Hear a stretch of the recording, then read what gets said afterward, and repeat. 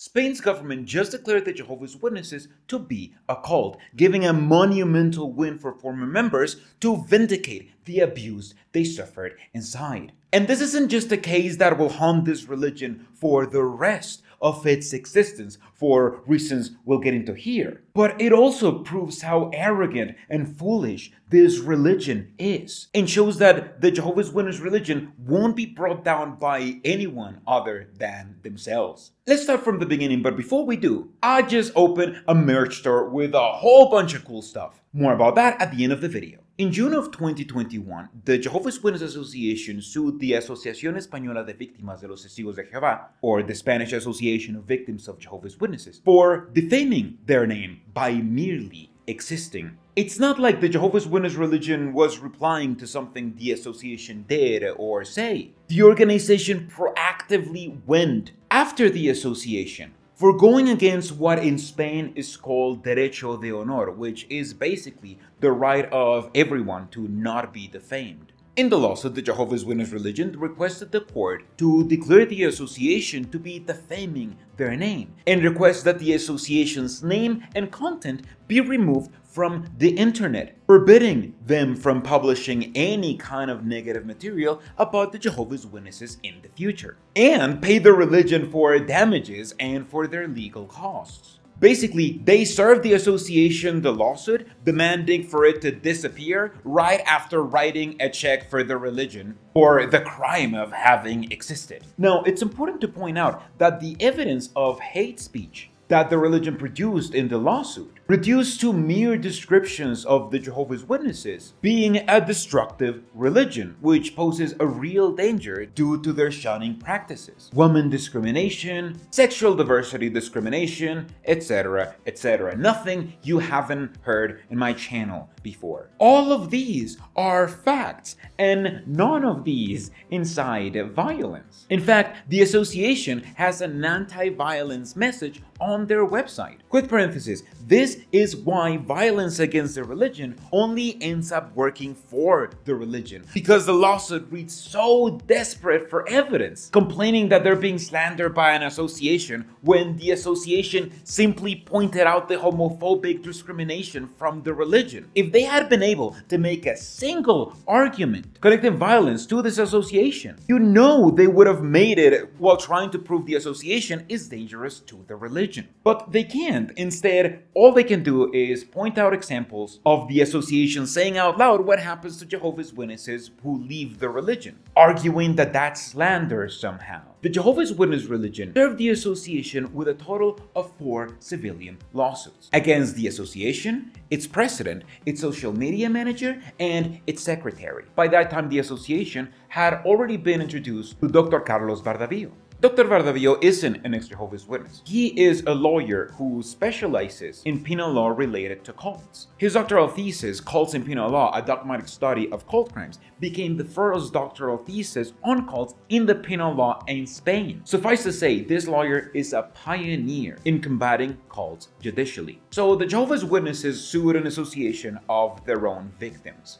How did it go? Well, out of 4 lawsuits, 2 of them, the one against the president and the ones against the social media manager, remain pending. However, 2 of them, the one against the secretary and most importantly, the one against the association itself, are done. Before taking a look at the bigger sentence against the association itself, let's recap what happened with the sentence against the secretary of the association, Enrique Carmona. The Jehovah's Witness religion claimed in its lawsuit that he had defamed them by taking bits out of context of a YouTube video where Enrique calls the religion a dangerous cult, saying they're willing to lie, and other statements I find to be factual. They wanted a public apology, a payment of 15,000 euros, and their cost covered. The court awarded the Jehovah's Witness religion 5,000 euros to be paid by Enrique, and nothing more. And if it sounds weird, it gets weirder. I've read the sentence and it makes no sense, and only because I'm an idiot and can barely understand Spaniard legal jargon, which is the main reason why this video took almost a month to make, by the way, but because it's almost contradictory. If the Jehovah's Witnesses were right about Enrique defaming them, why were they only awarded a fraction of what they were asking? Plus, the sentence just agrees agrees that Enrique defamed them,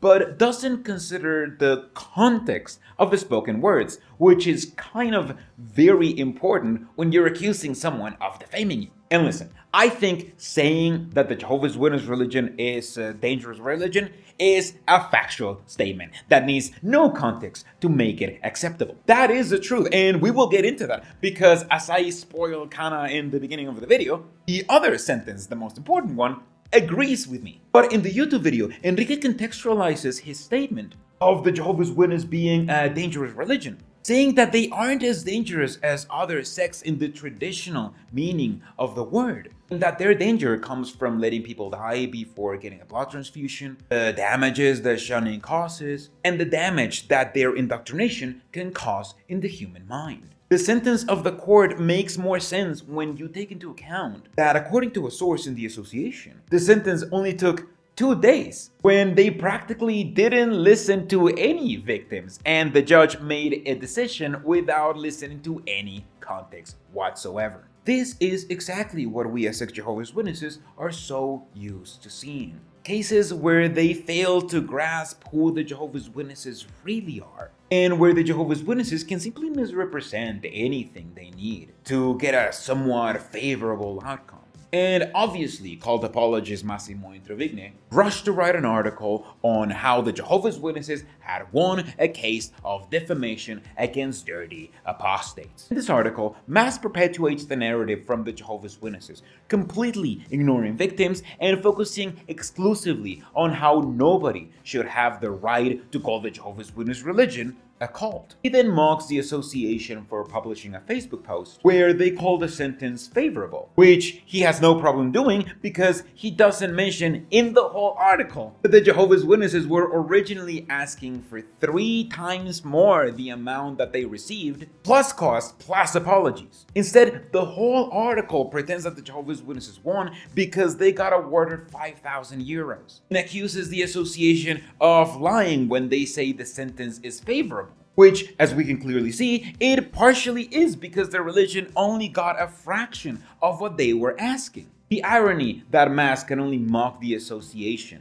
saying that they're misrepresenting the truth by misrepresenting the truth himself, is almost not worth even pointing out. Mass lies and misrepresents the truth in the exact way that the Jehovah's Witnesses do it, by taking the bits that are positive to them out of context and blowing them out of proportion to obfuscate the truth. Honestly, despite this being a clear injustice, it is one of the many injustices we learn to accept when we are against the Jehovah's Witness religion. But don't get down for too long, because that's not the important sentence. The important one was against the association itself, and Dr. Carlos Verdavillo knew this. However, he had an uphill battle. While the religion had been planning this lawsuit for as long as they wanted, the association only had 20 days to respond. And what Dr. Verdavillo and his team did in that amount of time is nothing short of a miracle. He gathered over 70 testimonies of victims, not just in Spain, but around the world, to establish beyond a shadow of a doubt that the Jehovah's Witnesses not only have victims in Spain, like the association claims it does, but it has victims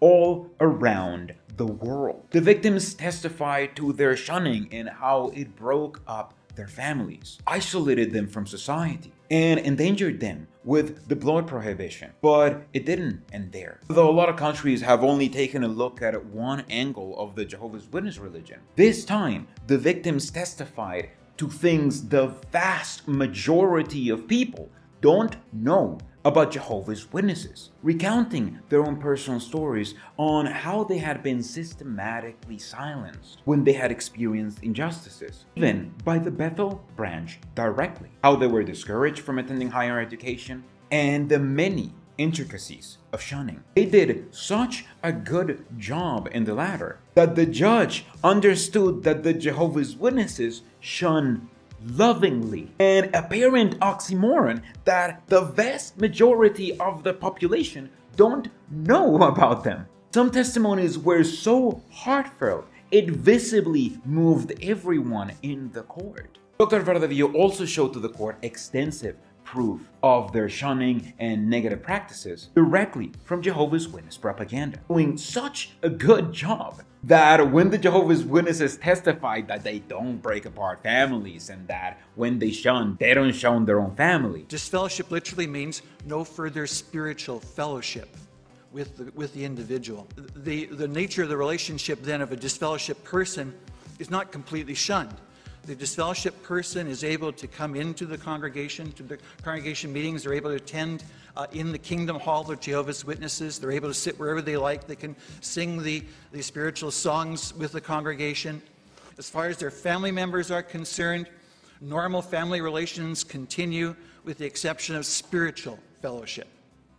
The judge was able to point out that that's not what they say in their own publications, despite the Jehovah's Witnesses lying on the stand to try to portray their religion as less authoritarian. The association also took the chance to showcase how the Jehovah's Witnesses break the law in Spain in even minor things, like failing to register construction volunteers as workers, and use cases from the United States and the Australian Royal Commission to show beyond a shadow of a doubt the issues that the religion has. They went into how Jehovah's Witnesses are kept from listening to any negative reports about the religion, labeling them as apostate, and how the doctrine has caused many to unalive themselves. The Jehovah's Witnesses try to argue that the violence experienced in kingdom halls can be linked to associations like the one they're suing. But it failed to make the argument so bad that it had to be left out of the proceeding. The result was a sentence of over 70 pages long, compiling all of the evidence and setting the matter by declaring the association is absolved of any accusation, declaring that there is nothing wrong with what they did as they labeled the religion a destructive cult, and demanding that the Jehovah's Witness religion pays for all costs. This is a landmark case where a government took a deep look into the Jehovah's Witness religion, carefully documented testimonies from ex-Jehovah's Witnesses around the world, not only determined that the association is right at calling the Jehovah's Witness religion a destructive sect, but prepared the field for the association to keep fighting legally against the religion. This is so monumental that if it had happened in the United States, it would have probably decimated the religion. In the press release after the sentence, Israel Flores, president of the Victims Association, eloquently expressed how the Jehovah's Witnesses took advantage of the government to save and pocket millions of euros. And his voice broke when he described the mental damage that this religion had inflicted in him and his family. Que estamos perdiendo a nuestros familiares y a nuestros amigos, y a veces les perdemos en la muerte. Y lo hablo yo, que llevo ya 2 personas, ¿vale? Mi hermana en el 2015 y ayer mi hijo. Just hours before the press conference, son Eric Flores had just unalived himself. And he told the press how, although they don't know exactly why he did that, cognitive dissonance, personality disorders, and having belonged to that destructive sect surely had a lot to do with it. The strength that it took for him to go through that and then just hours later face the press and talked about everything that had happened is, to me at least, almost superhuman. Also explained the next steps of the association, which include taking this ruling of the religion being a destructive cult to the government, pressuring the religion to change its damaging beliefs and to pay their victims for any of their therapy costs. They're also planning on taking over 300,000 signatures to Congress to try to make it illegal to use personality control, the way the Jehovah's Witnesses and other damaging cults do. They're also starting a marketing campaign for anyone who feels like a victim of this religion to come forward. And this is a great time to remember that nobody did this to the religion. This all started by the religion itself. The Jehovah's Witness religion clearly thought it could use his team of volunteer lawyers to try to destroy this association, but it ended up working against them. Because now the whole country knows that the Jehovah's Witness is a destructive cult, thanks to the ample coverage of the press. This, coupled with Norway removing the Jehovah's Witness registration and refusing to budge last year, can truly start making the fall of this religion, at least in Europe. The more European countries start taking notice of this religion, the more European countries will start to take action too. And I truly believe that this can cause a snowball effect that can lead to the deregistration of the Jehovah's Witnesses as a charity, at least in Europe. The more countries take notice there, the more pressure the United States will have to look into the headquarters that they just so happen to have in their backyard. And that's where all their skeletons are hiding. And I think the Jehovah's Witness religion knows this. That's why they rely on cult apologists like Massimo to again write disgusting apologetics, twisting the truth into a more palatable version for believing Jehovah's Witnesses who just so happen to look this up. Mass wrote an article defending the Jehovah's Witnesses religion, where he compares the grueling and often heartbreaking process of victims coming forward with their stories and establishing all of the suffering that they went through to a soccer game where each side scores points when they succeed. He obfuscates the truth by refusing to paint an accurate picture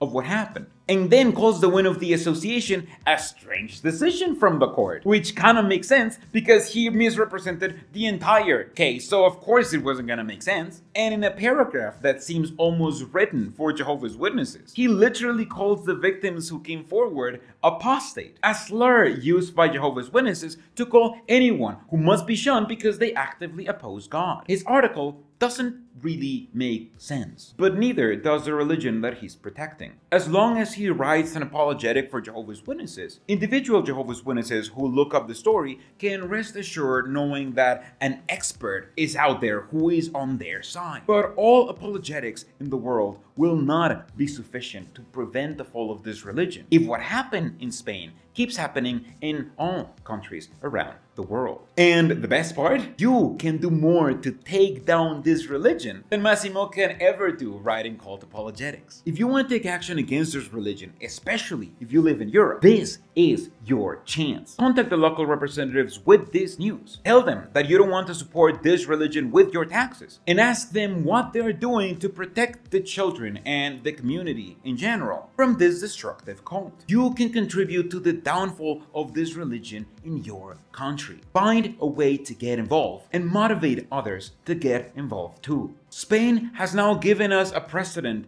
that we have never had before, describing exactly why the Jehovah's Witnesses are a destructive cult and why it should be labeled as such. I can't foresee what the consequences of this will be, but I know it will not be good for the Jehovah's Witness religion. Thank you so much for watching this video. It took forever to put together because I was in the middle of moving to a new studio. I hope I can slowly, make this better to make better videos. I want to get better lightings. I want to get like a carpet so it's a little bit less echoey in here. Also, have you noticed the beard? This is the longest I've had it, I feel, in the channel, and that's because I'm letting my supporters on YouTube and on Patreon decide on whether I am going to grow a beard. I'm just going to wait for a few days just to make sure that I have all of the votes that I'm going to get, but it looks like I'm going to grow a beard this month. I also want to thank Dave K, who reached out to me to help improve the channel. And as I mentioned up top, I just launched merch, which you can find listed below or in my YouTube profile. You can get a hippie Christian Jehovah's Witness cross t-shirt, a minimalist XJW hoodie, or maybe even a cold apostate mug like Queen of Flatulence over here. Please buy some so I can afford to buy some merch too.